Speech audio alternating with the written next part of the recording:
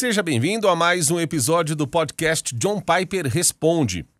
Hoje o pastor John vai responder uma pergunta sobre ateísmo de uma ouvinte do nosso programa.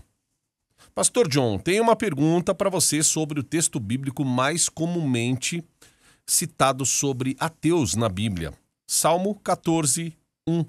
Sobre o tolo que diz em seu coração, não há Deus.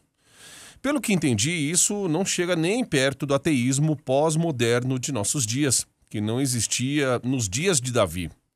O que o Salmo 14, versículo 1 significa? Ou como você o interpreta? Acho que outra maneira de fazer a pergunta é esta: Deus acredita em ateus? Vamos citar os dois lugares mais óbvios nos Salmos onde o chamado ateísmo parece ser mencionado. E então citarei o que penso ser a melhor iluminação do Novo Testamento desses Salmos e então tentaremos relacionar isso à nossa situação atual. É a este que ela se refere. Diz o insensato no seu coração, não há Deus.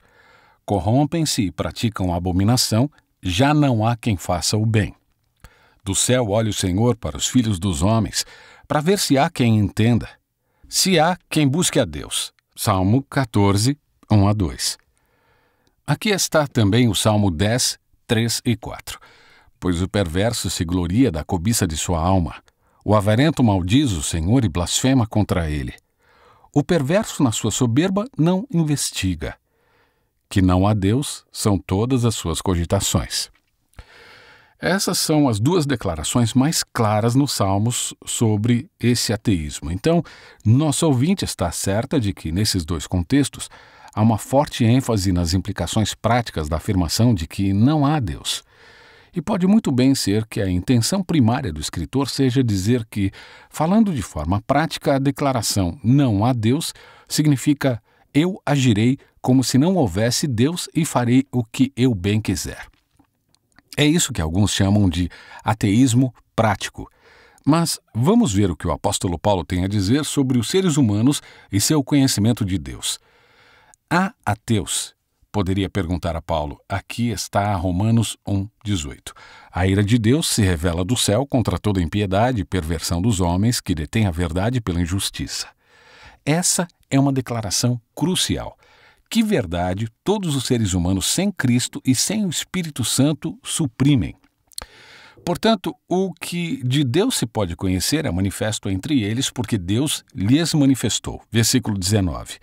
Então a resposta é que o que poderia ser conhecido sobre Deus está sendo suprimido pelos seres humanos. Porque os atributos invisíveis de Deus, assim como seu eterno poder, como também a sua própria divindade, claramente se reconhecem desde o princípio do mundo, sendo percebidos por meio das coisas que foram criadas. Tais homens são, por isso, indesculpáveis. Versículo 20. Então Deus se revelou na natureza, e seu poder eterno e sua natureza divina são claramente percebidos por todos.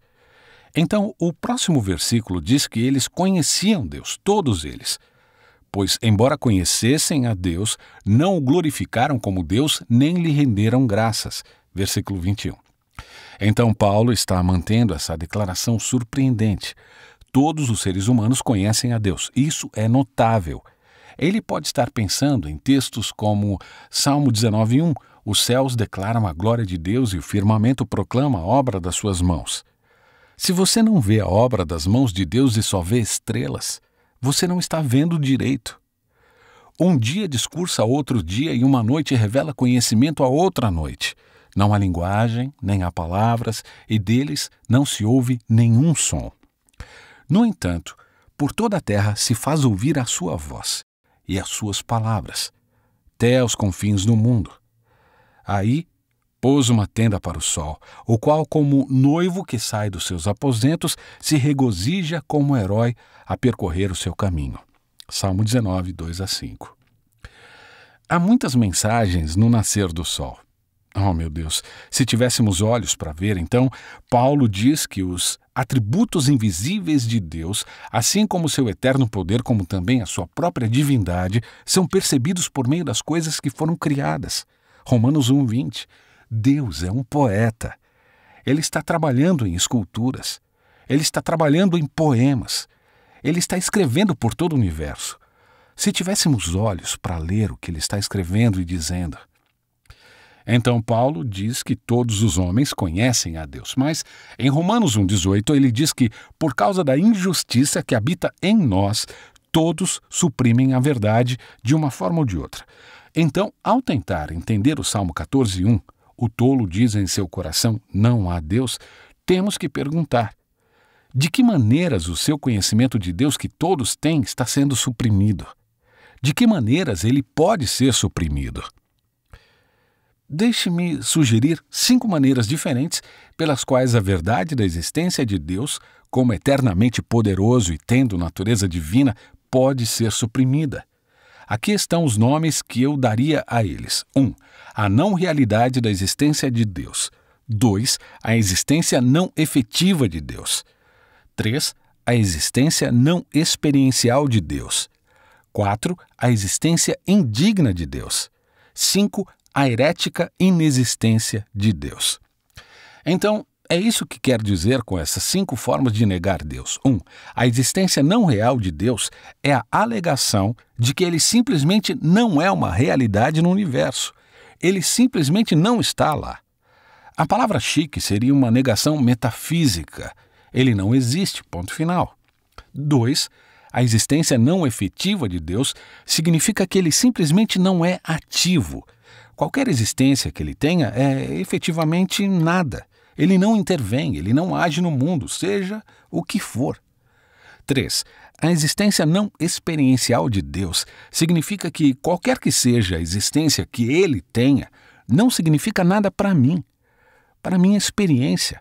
Não tenho interação com ele, e ele não tem influência na minha vida, na maneira como vivo. 4.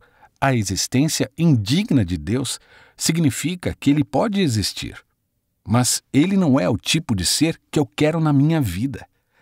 Eu não tenho nenhuma admiração por ele. Ele não é digno de nenhuma atenção minha. Eu escolho não acreditar que ele é bom ou sábio, ou mesmo se ele existe. Não faz nenhuma diferença para mim. Eu não gosto do Deus que eu acho que pode existir. 5. A herética inexistência de Deus.